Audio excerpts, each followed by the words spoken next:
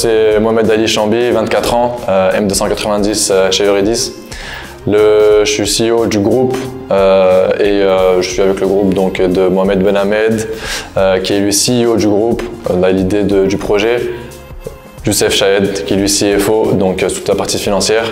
Et on se connaît depuis très longtemps, depuis la primaire, donc un groupe avec un bon passif et une belle histoire. Alors l'idée elle est venue de base de chez Mohamed Ben Hamed, lorsqu'il était encore à l'université.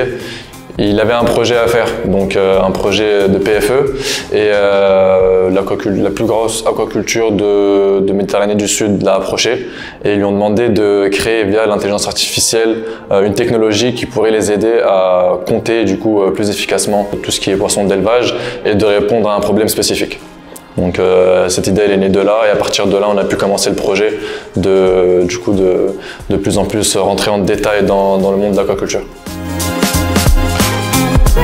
Aquadeep, c'est une start-up qui a développé un outil de comptage utilisant l'intelligence artificielle spécialisé dans le monde de l'aquaculture qui va permettre le monitoring et le comptage des poissons lors de différentes phases d'élevage. Partenariat de 3 personnes, 3 co-founders, Mohamed Ben Hamed, CEO, c'est la personne dont est née l'idée. Moi, je vais être sur la partie CEO, donc Operation Officer, et sur toute la partie vente. Et j'ai Youssef Chahed actuellement qui est lui sur la partie financière en tant que CFO et qui s'occupe de toute la comptabilité de la partie financière. Concernant le projet, il a commencé donc il y a à peu près 3 ans aujourd'hui. Aujourd'hui on a une phase de maturité qui est assez élevée comparé du coup à 3 ans en arrière. Et comment ça se fait aujourd'hui qu'on a tous plongé dans ce projet-là, c'est que c'est un marché de niche.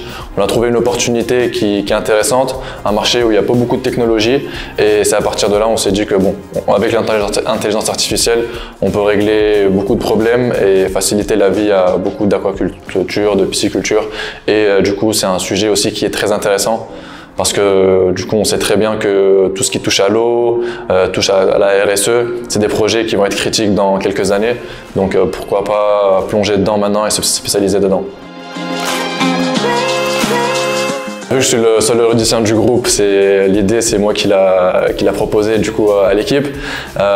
Et du coup, l'opportunité est arrivée au moment opportun. Parce qu'on pense que le projet est arrivé à maturité et c'était l'opportunité pour finaliser donc, la commercialisation des projets, des produits et afin de commencer à pénétrer le marché de l'aquaculture, que ce soit au niveau national ou international. Dans un premier temps, il y a eu la première phase de remise de dossier. Avec l'équipe, on a vite mis du coup les bouchées doubles pour préparer le dossier, se mettre du coup aux normes des grilles Eurydice, chose qui a été donc rapidement faite et qui a été réussie parce qu'on a été sélectionné pour la demi-finale. La demi-finale, c'était aussi différent de ce qu'on avait vu de base dans les pitch decks classiques.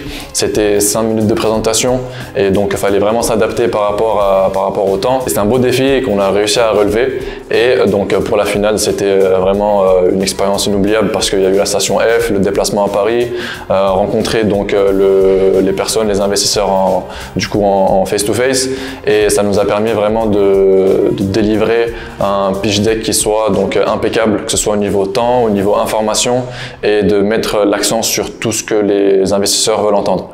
Et tout ça, bien sûr, ça a été grâce au coaching de Erwan Poirot qui nous a suivis du coup de A à Z et qui nous a bien aiguillés. Et on le remercie encore une fois pour ça. Du coup, après la finale, on a un accompagnement juridique déjà pour créer donc, la société physique. Dans un deuxième temps, du coup, ces gains-là vont directement aller dans la finalisation commerciale des produits, donc des machines, pour pouvoir assister au salon donc, à l'international et pénétrer ce marché de l'aquaculture le plus rapidement possible et se faire connaître le plus rapidement possible pour avoir un maximum de ventes. Ça, c'est le premier objectif. Par Par rapport à la Startup Nation, c'est vraiment je pense, une opportunité qui était, on va dire, de taille pour nous. C'était vraiment un défi avec lequel on se tenait vraiment à le réussir, parce que une fois on arrive dans un projet de startup qui est aujourd'hui né depuis 3 ans, à un moment il faut passer le palier supérieur, et c'est vraiment grâce à cette opportunité-là et à cette levée de fonds-là qu'on a pu avoir ce premier pas dans le vrai monde de l'entrepreneuriat, et pourquoi pas du coup dans 3, 4, 5 ans avoir nos premiers retours qui sont positifs, et du coup arriver aux objectifs et atteindre nos rêves. En tout cas, ça c'est le plus important pour nous.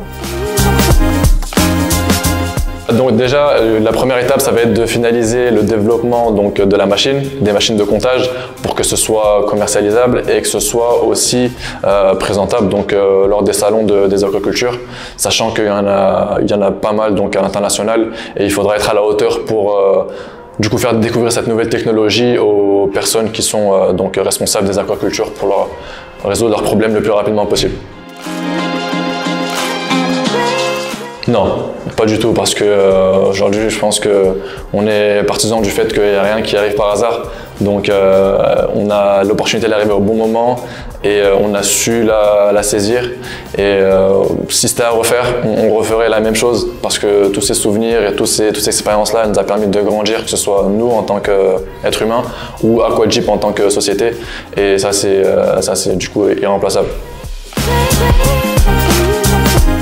Fun fact, c'était lors de la présentation à la station F. Ils nous avaient donné des box pour réviser, pour refaire des répétitions. 30 minutes avant la fin, on commençait pendant la répétition à se perdre avec l'équipe. On n'avait plus nos parties, on commençait à être un peu sur les nerfs.